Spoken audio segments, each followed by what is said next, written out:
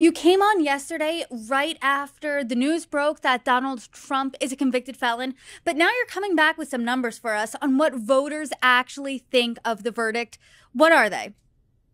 So the news team at Forbes and HarrisX got together to do a flash poll overnight. Over 1,000 voters across the country reacting to yesterday's story.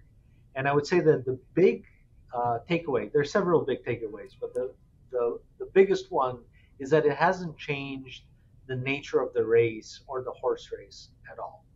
When we look at our question, who would you vote for, Biden or Trump, or are you unsure? Trump is at 43%, Biden is at 42%, and about 14% say that they're unsure or don't know.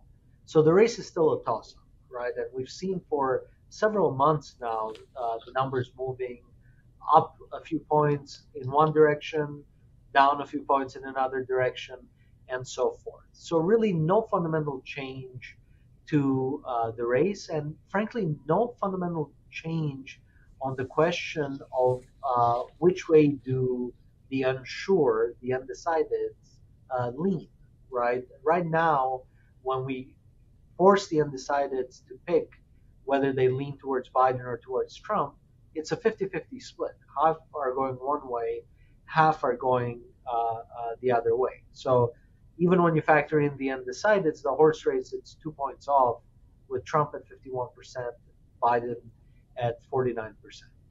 So it doesn't seem to have changed the dynamic of the race yet. And, so far things seem to be holding fairly steady for both of the candidates. Dritan, I need to know why here because if you're in politics and your contender is a convicted felon, I mean that is a political gift from God. You would think you would win. It would be an easy race. You're saying voters are unmoved. Is there any indication why?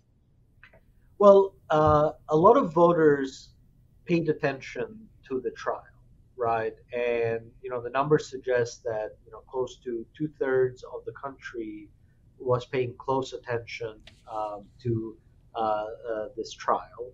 And I think that a lot of the information that came out, or even the expectation that Trump uh, was guilty on the aggregate, right, was already baked in into public opinion, was already baked in into the decision model or the decision framework that voters are using. So while the news is in and of itself historical and shocking, it doesn't necessarily seem to have moved voters, in part because voters were closely tuned to it and maybe they just expected this outcome.